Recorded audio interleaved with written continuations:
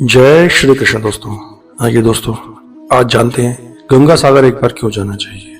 गंगा सागर को तीर्थों का पिता कहा जाता है। कहने का तात्पर्य है कि गंगा सागर का अन्य तीर्थों की अपेक्षा अत्यधिक महत्व है। शायद यही कारण है जनसाधारण में यह कहावत बहुत प्रचलित है कि सब तीर्थ बार बार, गंगा सागर एक बार।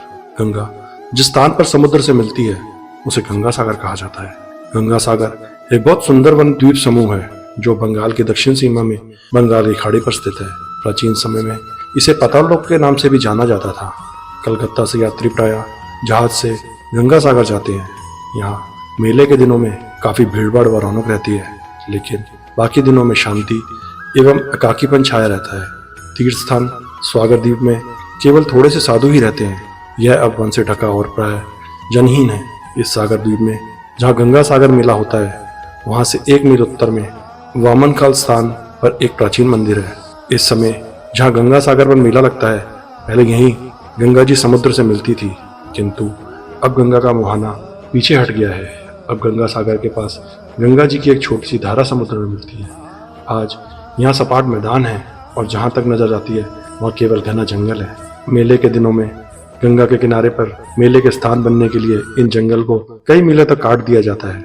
गंगा सागर का मेला मकर संक्रांति को लगता है। खाने पीने के लिए होटल, पूजा पाठ की सामग्री, अन्य सामानों की बहुत सी दुकानें खुल जाती हैं। सारे तीर्थों का फल अकेले गंगा सागर में मिल जाता है। संक्रांति के दिन गंगा सागर में स्नान का महत्व सबसे बड़ा माना गया है। प्रातः और दोपहर स्नान और मुंडन कर्म होते हैं। यहाँ पर लोग श्राद्ध और पिंडदान भी करते हैं। कपिल मुनि के मंदिर में जाकर दर्शन करते हैं। इसके बाद लोग लौटते हैं और 5वें दिन मेला समाप्त हो जाता है। गंगा सागर के कुछ दूरी पर कपिल ऋषि का सन 1973 में बनाया गया नया मंदिर है, जिसके बीच में कपिल ऋषि की मूर्ति है। उस मूर्ति के एक तरफ राजा भगीरथ को गोद में लिए हुए गंगा की मूर्ति है तथा दूसरी तरफ राजा सागर तथा हनुमान जी की मूर्ति है। इसके अलावा यहाँ सांख्य योगी आचार्य कपिलानंद जी का आश्रम, महादेव मंदिर, योगेंद्र मठ, शिव शक्ति महानिर्माण आश्रम और भारत सेवा संघ का विशाल मंदिर भी है। रामायण में एक कथा मिलती है जिसके अनुसार कपिल मुनि किसी अन्य स्थान पर तपस्या कर रहे थे। ऐसे ही समय में अयोध्या के सूर्यवंशी राजा सागर एक अश्वमेध यज्ञ का अनुष्ठान करने लगे। उसके अश्वमेध यज्ञ से डरकर इंद्र ने राक्षस रूप धारण कर यज्ञ के अश्व को चुरा लिया और पाताल लोक में ले जाकर कपिल के आश्रम में बांध दिया। राजा सागर को 2 पत्नियां थी, केशनी और सुमिति। केशनी के गर्भ से असमंजस पैदा हुआ और सुमिति के गर्भ से 60,000 पुत्र। असमंजस बड़ी ही उदार प्रकृति का था। वह प्रजा को बहुत पीड़ा देता था, अतः सागर ने उसे अपने राज्य से निकाल दिया। अश्वमेध का घोड़ा चुरा लिए जाने के कारण सागर बड़ी चिंता में पड़ गए। उन्होंने अपने 60,000 पुत्रों को अश्व ढूंढने के लिए कहा। 60,000 पुत्र अश्व ढूंढते ढूंढते ढूंढते पाताल लोक में पहुंच गए। वहां उन्होंने कपिल मुनि के आश्रम में यज्ञश्री को बंधा देखा। उन लोगों ने मुनि कपिल को ही चोर समझकर उनका काफी अपमान कर दिया। अपमानित होकर ऋषि कपिल ने सभी को श्राप दिया, तुम लोग भस्म हो जाओ। श्राप मिलते ही सभी भस्म हो गए। पुत्रों के आने में विलंब देखकर राजा सागर ने अपने पुत्र अंशुमन, जो असमंजस का पुत्र था, को पता लगाने के लिए भेजा।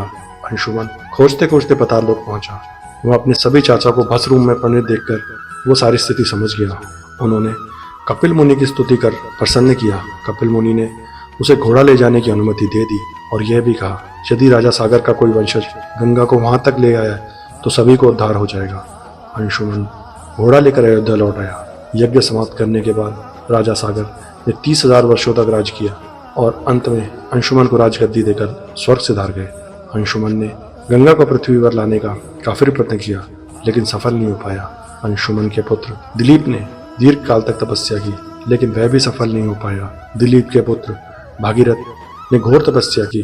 गंगा ने आश्वासन दिया कि मैं जरूर पृथ्वी पर आऊंगी, पर जिस समय मैं स्वर्गलोक से पृथ्वी पर आऊंगी उस समय मेरा प्रवाह को रोकने के लिए कोई उपस्थित होना चाहिए। भगीरथी ने इसके लिए भगवान शिव को प्रसन्न किया। भगवान शिव ने गंगा को अपनी जटा में धारण कर लिया। भगीरथी ने उन्हें पुनः प्रसन्न किया तो शिवजी ने गंगा को छोड़ दिया। गंगा शिवजी के मस्तक से 7 स्रोतों में भूमि पर उतरी। नदी, पावनी, नलिनी के 3 प्रवाह पूर्व की ओर चल दिए। वाड़क्ष, सीता तथा सिंधु नामक 3 प्रवाह पश्चिम की ओर चले गए और अंतिम एक प्रवाह भगीरथी के बताए हुए मार्ग पर चलने लगा। भगीरथी पैदल गंगा के साथ नहीं चल सकते थे। उन्होंने एक रथ दिया गया। भगीरथी गंगा को लेकर उसी जगह आए जहाँ उनके प्रतिमा आदि भस्म हुए थे। गंगा सबका उद्धार करती हुई सागर में मिल गई। भगीरथी द्वारा लाए जाने के कारण गंगा का एक नाम भगीरथी भी पड़ा, जहाँ भगीरथी के पितरों का उद्धार हुआ, वही स्थान सागर द्वीप या गंगा सागर कहलाता है। गंगा सागर से कुछ दूरी पर कपिल ऋषि का सन 1973 में बनाया गया नया मंदिर है, जिसके बीच में कपिल ऋषि की एक मूर्ति है। उस मूर्ति के एक तरफ राजा भगीरथ को गोद में लिए हुए गंगा जी की मूर्ति है तथा दूसरी तरफ राजा सागर तथा हनुमान जी की मूर्ति है। जय श्री कृष्ण। हर हर महादेव।